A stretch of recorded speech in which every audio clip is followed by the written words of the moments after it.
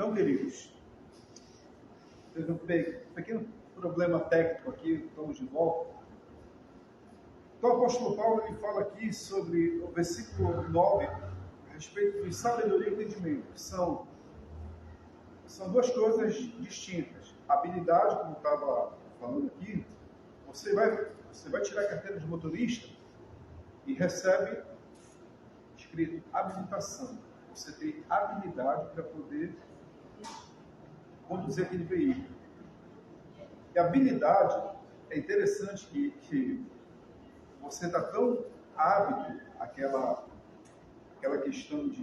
situação de conduzir um veículo, e você vai passando a marcha, primeira, segunda, terceira, quarta, quinta, de uma coisa assim tão comum, tão rotineira, que você às vezes nem se liga tanto, porque seu corpo está habilitado para aquilo.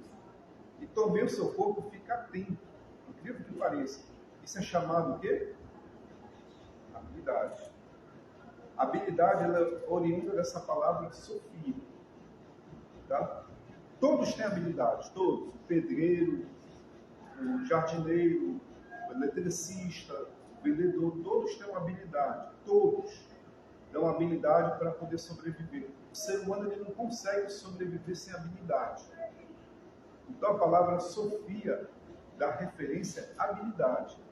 Então Deus ele lhe dá a habilidade de você conseguir sobreviver aqui no mundo. Ele lhe dá essa habilidade, essa sabedoria. E ela só pode vir quando você tem comunhão e intimidade com Deus. Não vem de outra forma. Incrível que pareça. E outra parte aqui que me chama a atenção daqui do grego é sunese.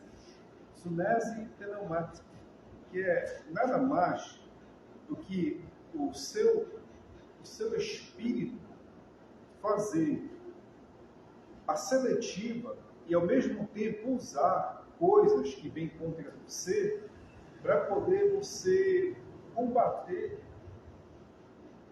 algo que vem contra a sua vida. Eu ensinei alguns dias aqui a respeito da questão da serpente. A serpente, ela vem e lhe pica, né? Mas para você ser curado da picada da serpente, você tem que usar o veneno dela. Incrível que pareça, né? Não é verdade? Então, é assim mesmo o cristão. Ele pega as coisas desse mundo, quando o mundo vem picado ele para querer destruir, ele pega o próprio veneno do mundo e transforma aquilo num antídoto para poder combater o veneno. Então, essa palavra sanese está se referindo mais ou menos isso. Você pegar qualquer coisa que aconteça, seja bom ou mal na sua vida aqui, e você transformar aquilo de uma forma, um antídoto para você se curar, para você lidar. Então, primeiramente, Deus lhe dá habilidade, que é o quê? Uma forma de você ter esse dom de combater qualquer situação ou manipular qualquer situação usando esse discernimento. Está mais próximo do discernimento. Ao mesmo tempo, manipular qualquer situação que venha querer destruir a sua vida espiritual. É bem próximo. É bem próximo. O apóstolo Paulo foi muito feliz em colocar isso aqui.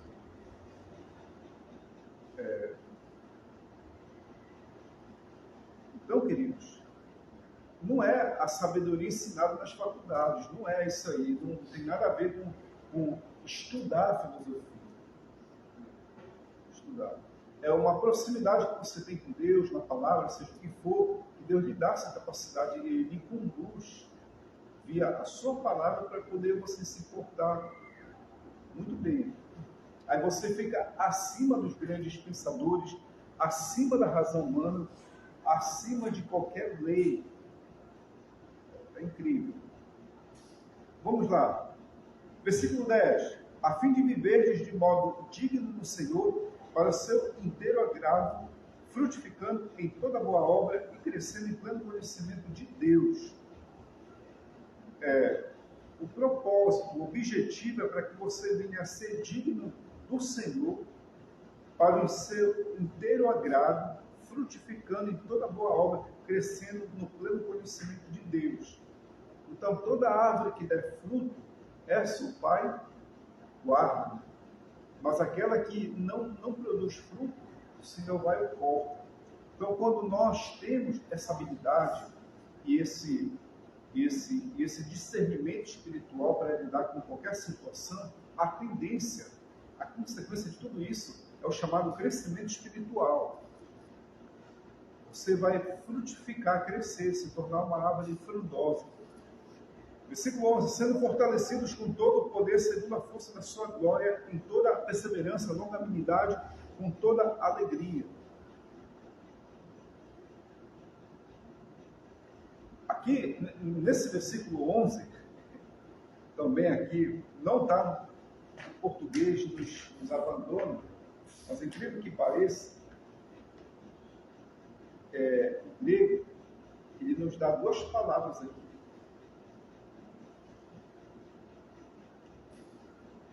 Versículo 11, ele nos dá duas palavras aqui, que é dinâmico,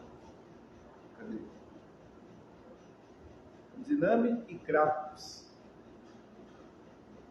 O cristão, ele não tem um poder. Ele tem dois poderes de acordo com esse versículo aqui. É o dinamis e o kratos. O dinamis, aqui, nesse sentido, Paulo está aplicando, ele é um poder mais interno, que dá a capacidade de você de dominar. Exemplo, vamos pegar um exemplo bem simples.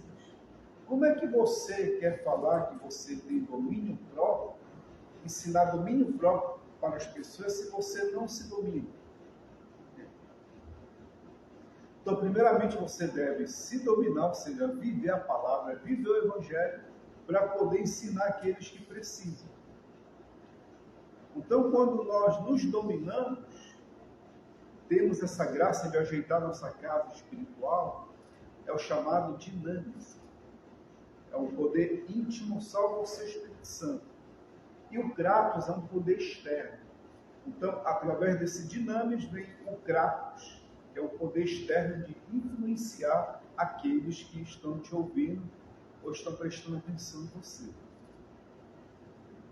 Então, o Evangelho ele tem esses dois lados. Quando você quer viver o Evangelho, pela graça de Deus, é ajeitar a sua vida e ajeitar a vida dos outros. Essa é a graça de viver o Evangelho. E com alegria, que Paulo está dizendo aqui, queridos, com alegria, você vai com perseverança e longanimidade. É aquilo que eu falei, essa perseverança e longanimidade que eu expliquei anteriormente, né? É você tratar das circunstâncias e tratar com as pessoas, mas com alegria. Dando graças ao Pai que vos fez idôneos a parte que vos cabe da herança dos santos na luz.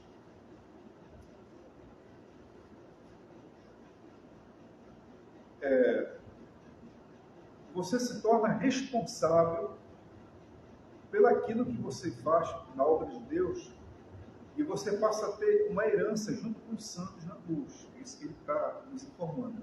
Versículo 13. Ele nos libertou do império das trevas, nos transportou para o reino do Filho do seu amor, a qual temos a redenção, a remissão dos pecados. Este é a imagem de Deus invisível, primogênito de toda a criação, pois nele foram criadas todas as coisas, nos céus, sobre a terra, as visíveis e invisíveis, sejam tronos, sejam soberanias, quer principados, quer potestades, tudo foi criado por meio dele e para ele. Ele é antes de todas as coisas, nele tudo subsiste. Ele é a cabeça do corpo da igreja, ele é o princípio primogênito de dentre os mortos, para que todas as coisas tenham a primazia. Porque aprove Deus que nele residisse toda a plenitude, e que, havendo feito a paz pelo sangue da sua cruz por meio dele, reconciliasse consigo mesmo todas as coisas, quer sobre a terra, quer nos céus. E a vós outros também, que antigamente eram estranhos, inimigos do entendimento pelas vossas obras malignas, agora, porém, vos reconciliou no corpo da sua carne, mediante a sua morte, para apresentar-vos perante ele santos, inculpáveis e irrepreensíveis. Se é que permaneceis na fé, alicerçados firme, não vos deixando afastar da esperança do Evangelho que ouviste e que foi pregado a toda criatura debaixo do céu, ou a qual eu, Paulo, me tornei ministro. Aqui é um resumo, se você ler Provérbios capítulo 8, você, a modo, está vendo que Paulo pegou partes do Provérbios capítulo 8, que fala a respeito da sabedoria. E essa sabedoria, queridos, essa sabedoria que diz: venham vocês simples, venham vós nécios, venham me ouvir, estou chamando vocês. Se vocês quiserem riqueza, querem prosperidade, querem bens da vida, me ouçam. Para que venhamos ter uma vida boa, perfeita e agradável, devemos ouvir a sabedoria. Quem é essa sabedoria? Aí ele pega e vai dizendo: eu estou com os reis, estou com os poderosos, estou com os sábios, estou com o prudente, estou com os humildes. Quem é esse? É Jesus.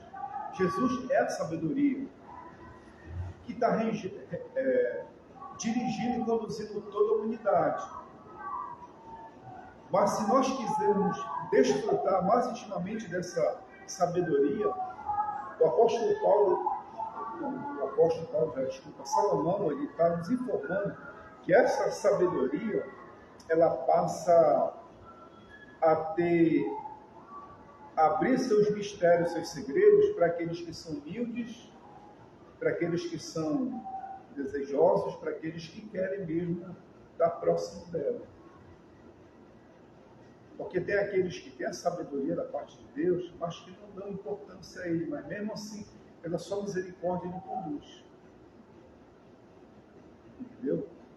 E tem aqueles que reconhecem que essa sabedoria vem da parte de Deus e Deus passa a mostrar seus mistérios. Aí Jesus disse: graças a meu Pai, que tu não revelaste aos sábios entendido isto, mas aos pequeninos.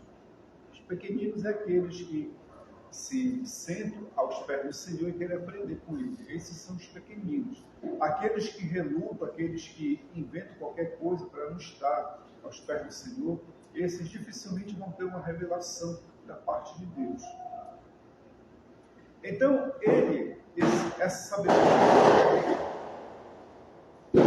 esta sabedoria, queridos, ela teve o poder de criar os céus e a terra, libertar as pessoas dos pecados.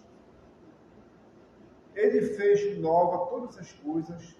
Ele fez os mundos visíveis e invisíveis. Ele não é uma pequena emanação. Ele não é um avatar ou qualquer outra coisa. Até o romantismo, né, a Igreja Católica, a Igreja Romana, ela fala que Jesus é apenas um dos caminhos para chegar a Deus.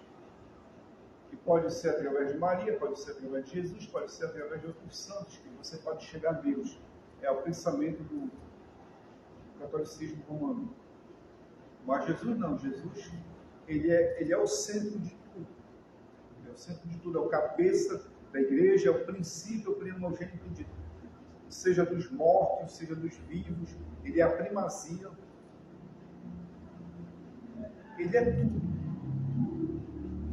Ele reconciliou todas as coisas, quer nos céus, quer na terra. Foi através dele, foi tudo isso. Aí você pergunta assim: mas Jeremias, por que Paulo falou isso? É porque as religiões de mistérios estavam incutindo na cabeça dos colossos que Jesus era apenas uma pequena emanação. Ele não poderia ser Deus. Porque, sabe por que ele não pode ser Deus? Porque eles diziam: ele não pode ser Deus porque Deus não pode se fazer carne, porque a carne ela é má, ela é perversa. Então ele não é Deus, ele era apenas uma pequena emanação da parte de Deus.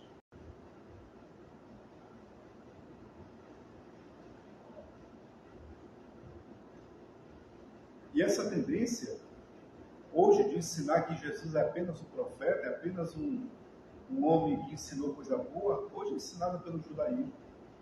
Os judeus, boa parte deles acreditam que Jesus foi apenas uma pessoa boa, um homem que ensinou um pouco sobre a lei. O lado islâmico diz que Jesus foi apenas um profeta, mas que não teve poderes para libertar a humanidade do seu caos. E as religiões hindus, as antigas, que também tem religião de mistério lá, diz que Jesus foi apenas um avatar, apenas um dos 360 milhões de deuses que tem na Índia. Ele é apenas um desses 360 milhões de deuses. Mais deuses do que a população do Brasil, que é 212 milhões. Lá na Índia tem o quê? 360 milhões de deuses. Tem quase 2 vezes a população do Brasil.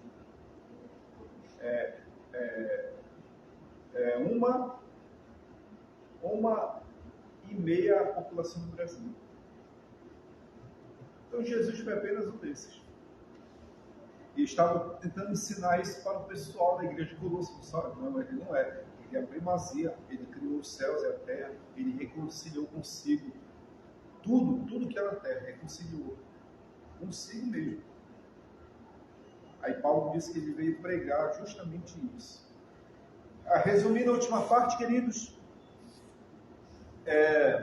a missão de Paulo, o mistério do Evangelho, versículo 24 a 29 diz: agora me regozijo nos meus sofrimentos por vós, preencho o que resta das aflições de Cristo na minha carne, a favor do seu corpo, que é a igreja, a qual me tornei ministro de acordo com a dispensação da parte de Deus, que me foi confiada no vosso favor, para dar pleno cumprimento da palavra de Deus. O mistério que estivera oculto dos séculos e das gerações, agora, todavia, se manifestou aos seus santos, o qual Deus quis dar ao conhecimento qual seja a riqueza e a glória deste mistério entre os gentios, isto é, Cristo em vós, a esperança da glória.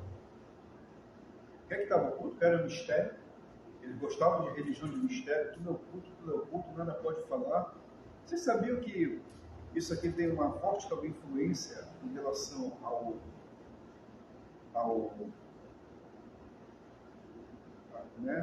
aquela religião que fala a maçonaria? A maçonaria, tudo para eles é mistério.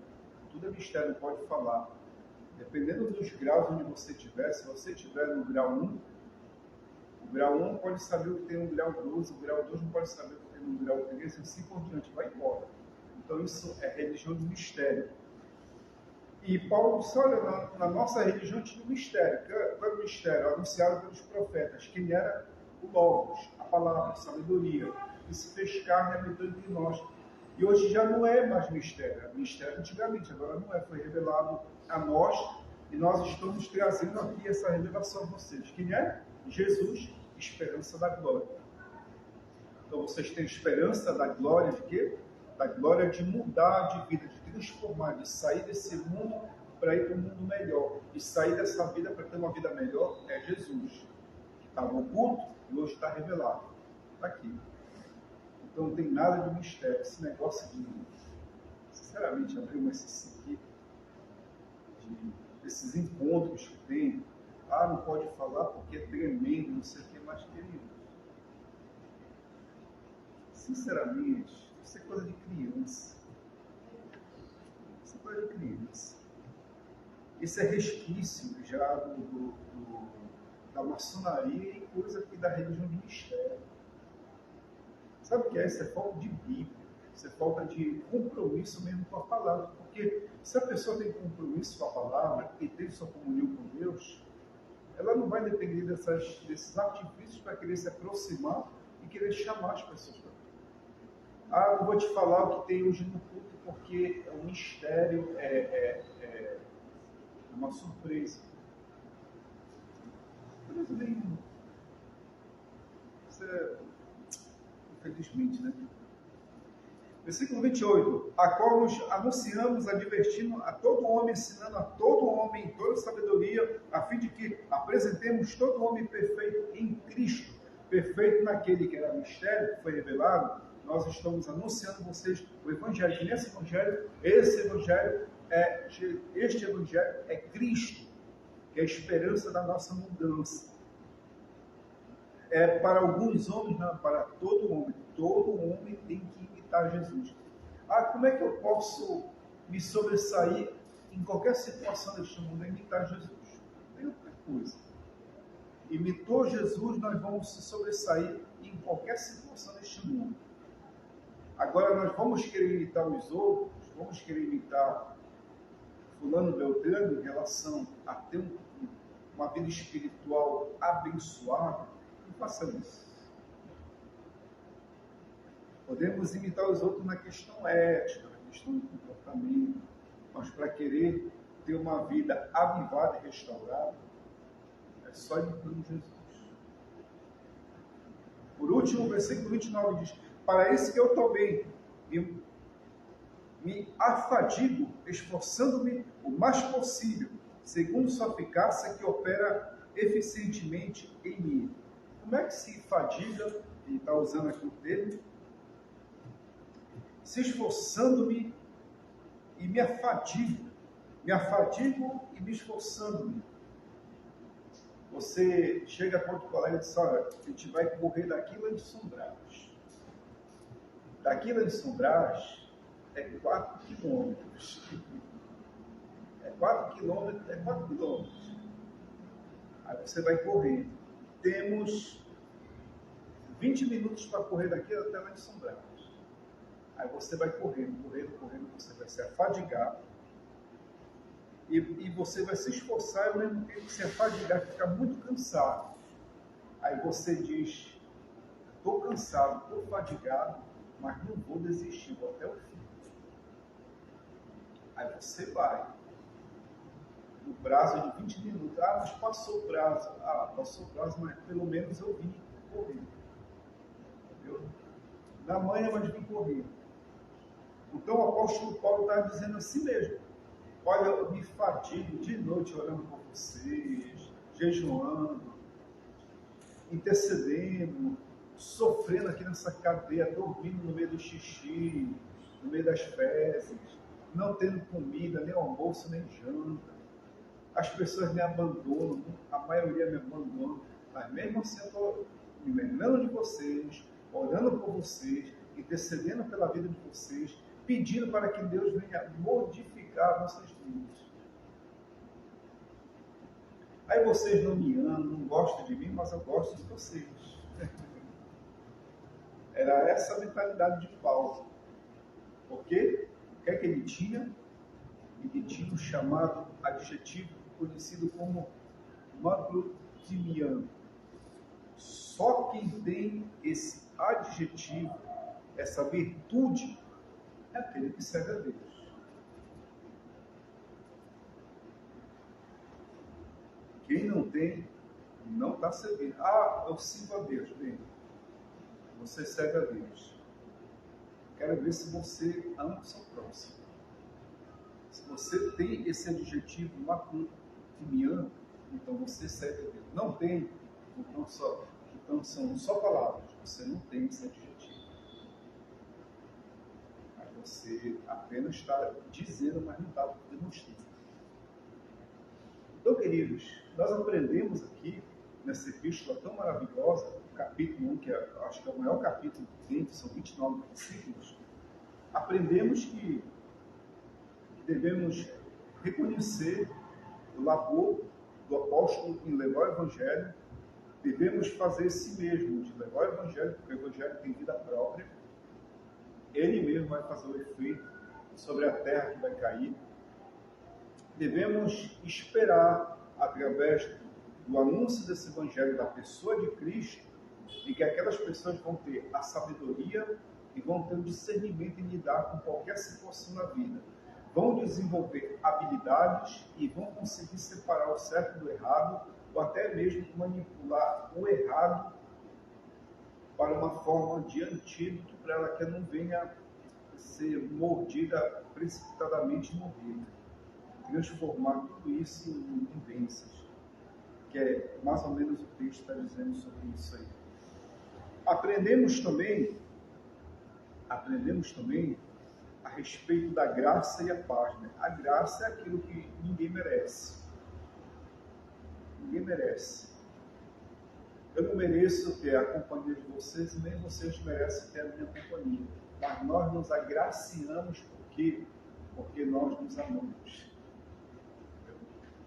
E nós não merecíamos ter a companhia de Deus, mas Deus disse assim, eu vou lá com ele, vou visitar ela e ele, porque eles não merecem, mas estou lá presente com eles. Estou lá presente com eles, ajudando eles e fortalecendo cada um deles. Também aprendemos aqui nesse capítulo que Paulo explica a respeito de coisas muito, muito interessantes, que Jesus ele não é um avatar, não é uma outra forma de se chegar a Deus, ou qualquer forma, não. Ele não é apenas, ele é o próprio Deus que conseguiu tudo consigo mesmo. Tudo consigo mesmo. Que era um mistério que estava oculto através dos profetas e foi revelado. Se fez carne, habitou entre nós, e hoje ele veio salvar qualquer homem, não, veio salvar todo o gênero humano, todo. Fundando uma outra humanidade. Como é que ele funda uma outra humanidade? Só acreditando nele e confiando nele. Isso já foi ensinado há 20 dias atrás. Então, queridos, o apóstolo Paulo fez isso. Nos concedendo essa graça, em nome de Jesus. Vamos terminar aqui. Que Deus vos abençoe, em nome de Jesus.